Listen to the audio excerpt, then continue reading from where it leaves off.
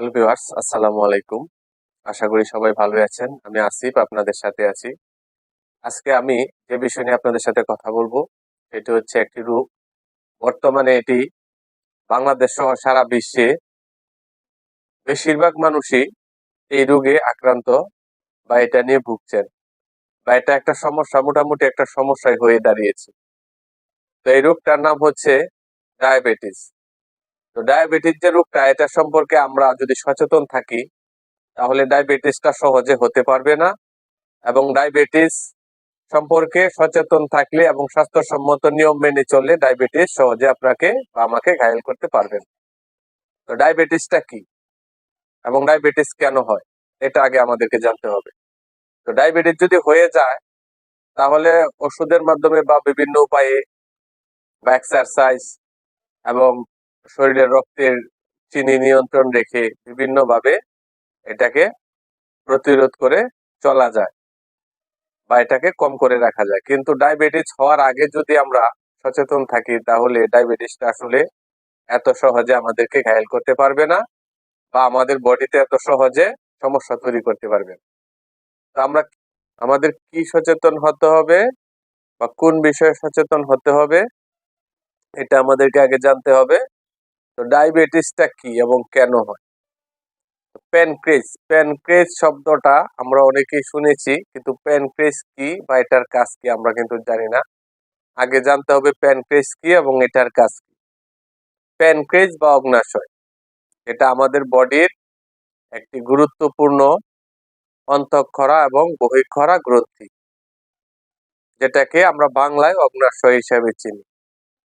এখন ওই অগ্ন্যাশয়টার কাজ কি? এই অগ্ন্যাশয়টাই আমাদের বডিতে ইনসুলিন উৎপন্ন করে আমাদের বডির রক্তের যে সুগারের মাত্রা আছে সেটাকে নিয়ন্ত্রণে রেখে আমাদেরকে সুস্থ সবল জীবনযাপন করতে সহযোগিতা করে।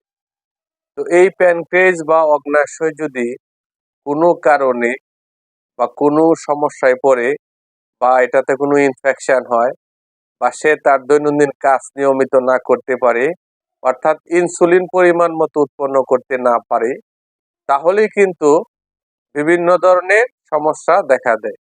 যেমন আমাদের রক্তে যে সুগারের পরিমাণ বা শর্করার পরিমাণ আছে সেটা অনেক ক্ষেত্রে বেড়ে যায়, কারণ আমাদের বডিতে তখন ইনসুলিন উৎপন্ন হয় না, আমাদের অগ্ন্যাশয় ইনসুলিন তৈরি করতে পারে না, এই অগ্ন্যাশয় বিভিন্নভাবে ক্ষতিগ্রস্ত হয়, যার কারণে আমাদের চিনির পরিমাণ বডিতে বেড়ে যায়, শর্করার পরিমাণ বেড়ে যায়, তখন আমাদের ডায়াবেটিসের সমস্যা দেখা দেয়।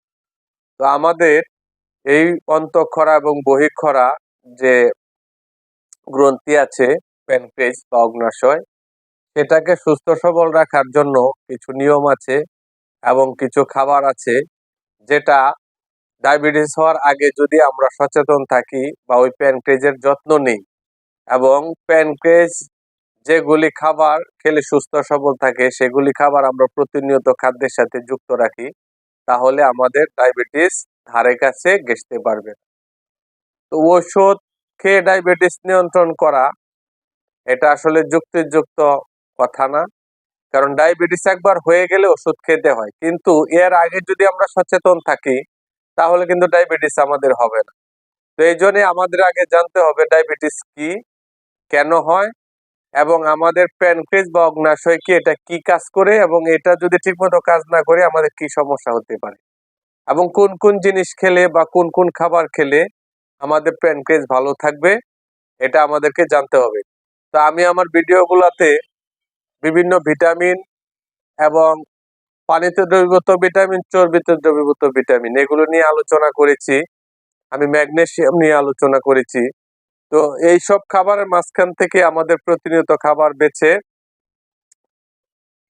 প্যানক্রিয়াসকে সুস্থ সবল রাখতে হবে বা অগ্ন্যাশয়কে সুস্থ সবল রাখতে হবে, তাহলে আমরা ডায়াবেটিস থেকে বেঁচে থাকতে পারবো। তো ওষুধ খেয়ে ডায়াবেটিস দমিয়ে রাখা, এটার পক্ষে আমি না। তো পূর্ব সতর্কতা অনুযায়ী বা সচেতন থাকলে ডায়াবেটিস যাতে না হয় সেদিকে খেয়াল রাখাটাই হচ্ছে অতি উত্তম। তো আমাদেরকে খেয়াল রাখতে হবে যে আমাদের ডায়াবেটিস যাতে না হয় এবং প্যানক্রিয়াস যাতে আমাদের সুস্থ সবল থাকে।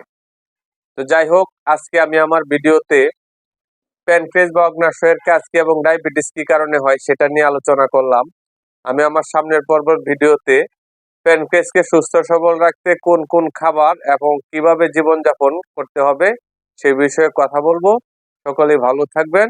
থাকে বা এই বিষয়ে জিজ্ঞাসা করার থাকে তাহলে আপনারা আমাকে কমেন্টের মাধ্যমে জানাতে পারেন। আমি আপনাদেরকে আরো বেশি তথ্য দিতে চেষ্টা করব। সকলেই ভালো থাকবেন। আসসালামু আলাইকুম।